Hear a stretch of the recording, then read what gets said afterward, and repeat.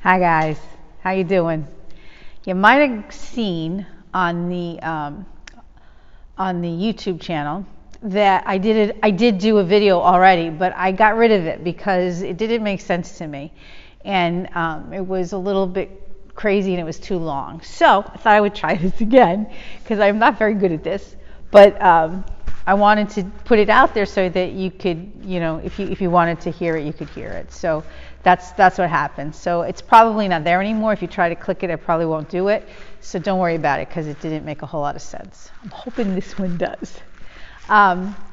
When I don't listen, when I think I know what I'm doing and I do all the research and everything, it doesn't work out as well. When I just listen and I just allow God to talk through me, I don't know if that makes any sense, then it kind of works better. So I hope that this makes sense to us. So I'm going to say it again. How was your Christmas? Did you have a good Christmas? Did you get to see your family, like even if you could see it on FaceTiming or on Zoom or something, did you get to at least see some of them? And be with, I know you're probably with your mom and dad and your brothers and sisters. And I know that at some point you're going to get to go see all of those people. But in the meantime, you could talk to them. You can Facebook with them. You could do what you need to do with all that. So this technology that people complain about a lot, to me, makes so much sense. That we have this and we can use this so that we can connect with each other. So maybe that's why we have it, so we can connect. And so that's one of the things that I wanted. That's the one thing I wanted to talk about today was family, because Christmas to me is family, right? So I'm going to read the story of Jesus, just the little beginning part, not the part where they're walking to Bethlehem, and it's not very long, and it's only in, as far as I can tell, it's only in the one part in the Bible. It's in Luke. So what I want to do is I want to read you this little bit, and then we can talk about it and how it relates to us, like we normally do every time. All right. So this is from Luke, and it's the second chapter, and it's verses 1 through 7. So it's not very long. So at that time, Augustus Caesar sent an order to all the people in the countries that were under Roman rule. That means all the ones that Rome was taking care of. So the order said that they have to list their names in a register. It's called a census. We do it in the United States. We actually just did it last year, I think. This was the first registration taken while Quirinius was governor of Syria, and everyone went to their own towns to be registered. I think by own towns they might mean the towns of their grandparents and ancestors. So Joseph left Nazareth, which was a town in Galilee, where they lived, and he went to the town of Bethlehem in Judea. This town was known as the town of David. That's the same David that wrote the Psalms, right? So Joseph went there because he was from that family, from David's family. And Joseph registered with Mary because she was engaged to marry him. And she was having a baby. So while Joseph and Mary were in Bethlehem, the time came for her to have the baby while they were in Bethlehem. And she gave birth to her first son. There were no rooms left in the inn, so she wrapped the baby in cloths and laid him in a box where animals are fed. Laid him in the manger. All right. So what does this have to do with family? Families are the foundation of how we all over the earth live our lives. It's the foundation of society, is the family. Family is the way that you get counted. He brought his family to be counted so that we know how much money to spend on different towns and cities in the area. Still do it now. We did it then. Families are how we know where to live. They're how we know. They're the first people to teach us. So they teach us how to be a person, right? Families are everything revolves around the if you have a hard time having a family, you make your own family. So that's how the world works, right? It works by revolving around the family. And families change as you get older, but for the most part, there's a family. It's not always the same as the guys next door, but it's there. All right, so that's what I think God did. I think God set that up. I think he set it up years before Jesus came, but I think when Jesus came, that's how he set Jesus up. He had to send Jesus to earth, right? Because he needed somebody there to teach about him, to take care of the people, to take their punishment for them so that God could still do what he said he was going to do, but also take care of us and keep us, even though we're not perfect, even though we do bad things a lot. So he had to send Jesus there, right? So he sends Jesus to earth, but how's he going to do that? If he sends a full-grown man, it might not make an impact. It might make too much of an impact. It might say, oh my God, it's magic, right? So he wanted this son of his. He wanted him to be human. And to be human is to be part of a family. So he sent him down to a family. And God kind of basically set up this family, right? Because God talked to Joseph and said, listen, take Mary. And he talked to Mary and he said, you're going to be with Joseph. So he sets this family up and he sends Jesus to be part of this family. Why is that important? I think it's important because it shows us how important family is. Like I said, if you have a family that's tough, that has a hard time, sometimes you make your own family. If you've lost your mom and your dad, your aunts and uncles, you didn't have any brothers or sisters, you make your own family. And God's good with that. Even if you have a great family, you add to your family. I have 2 kids, but they've brought in other people. So now I have 5 kids at the very least, and then more come in. And that's good. That's family. They have other families too. They have their own families, but they're part of my family. This is important to me. And I was thinking, this whole pandemic thing, why am I having such a hard time? Okay, let's go back to Joseph. Joseph took Mary to a town that they didn't really know and didn't know her at all, because they had to, because the government said they had to go there. And Joseph had a job. What was his job? His job was to take care of his family, right? So he has his they called her betrothed, but let's say wife, because they were eventually married. And so he had his wife, and she was going to have a baby any minute now. And that's a big, huge thing. Even back then, it was a big, huge thing, and it's not easy to do. And so he goes to this town that he had to go to. He had no choice. There was no place to stay. They had no place to stay. And this woman's having a baby. So Joseph had a job to do. He had to take care of his wife. So he figured it out. And he talked to the innkeeper. And the innkeeper said, listen, I got nothing. Wait, I got a barn. I got a stable in the back where the animals are, but it's a roof and there's hay, so it's not just on the ground. You can use that. So Joseph said, okay. He didn't have a choice. He took care of his family. He took care of his family. He brings them over, and then Mary has the baby. Now they bypass all the parts that we all know who have had children, that it's what it's like to have a baby. But trust me, it's hard. It's painful. And it's scary anyway. And then you add to that being in a barn with animals and not knowing where you are and not knowing any of the people.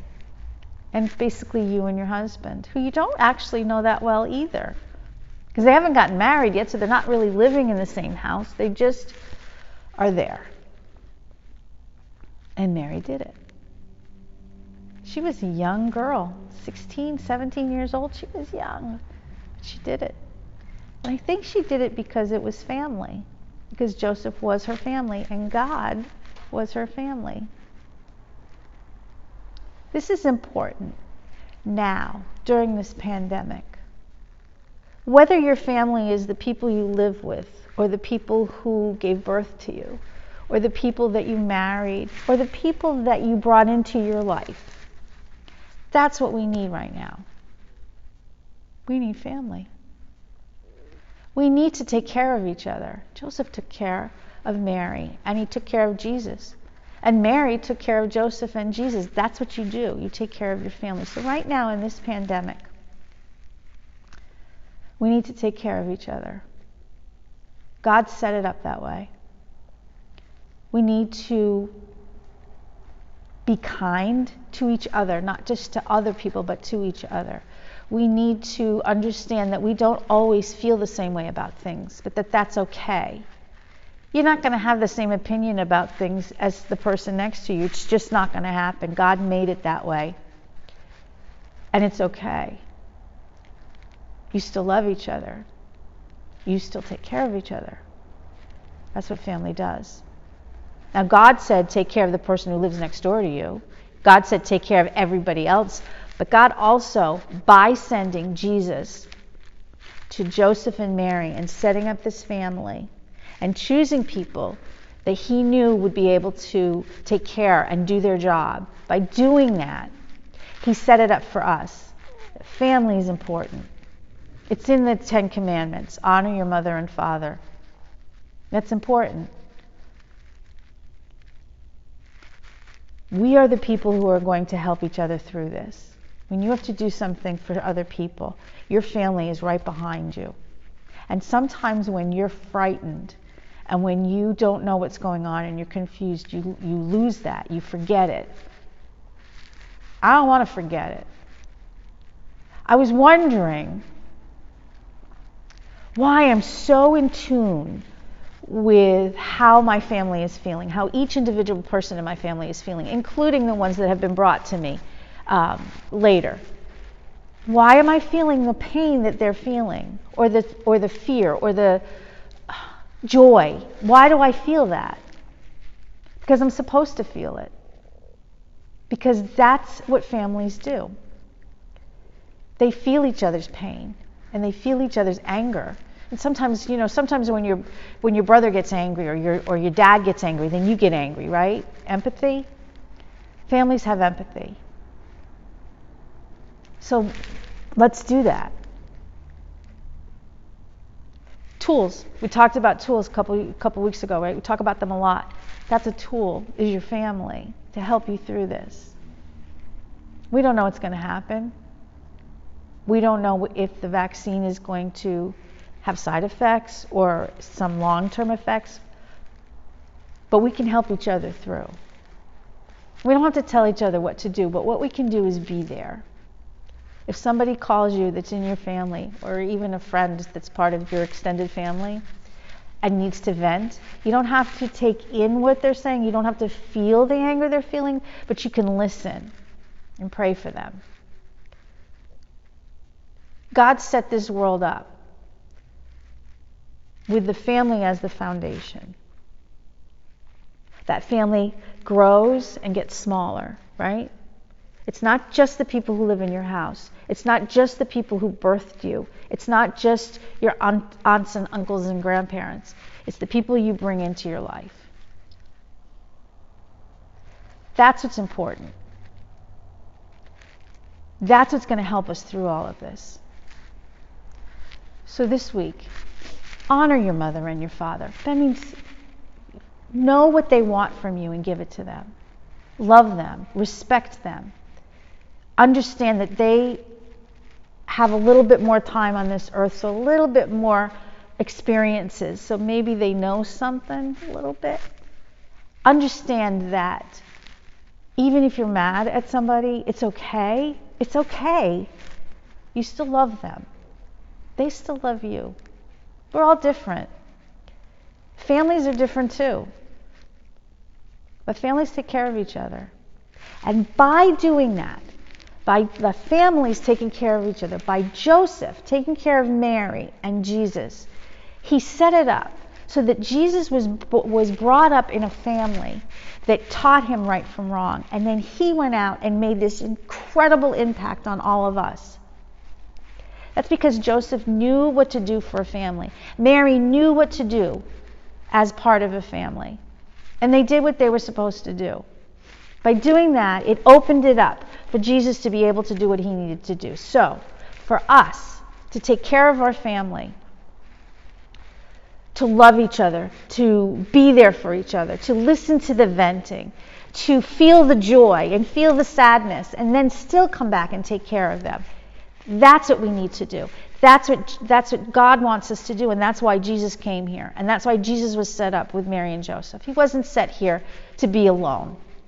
He was sent here to be with his family.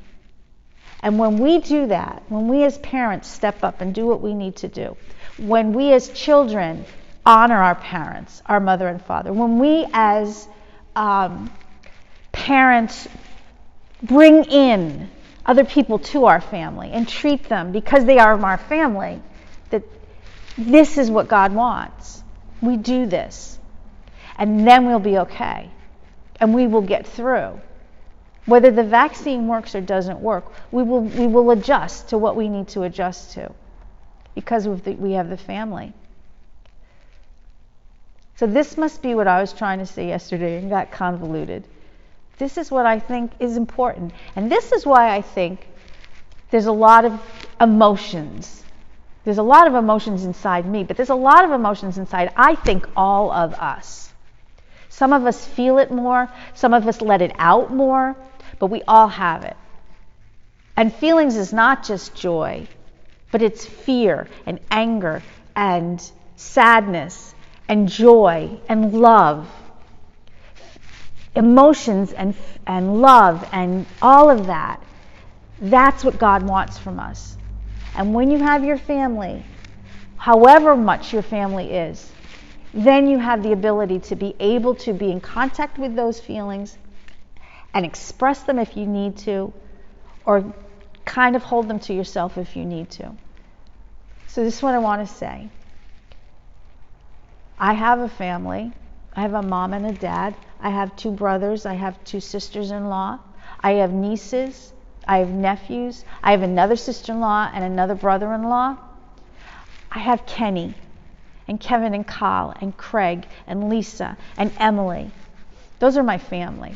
But my family is also my neighbors, my friends, my best friends. My family is my church friends. My family is you. My family is the people that I know through the years that I've gone.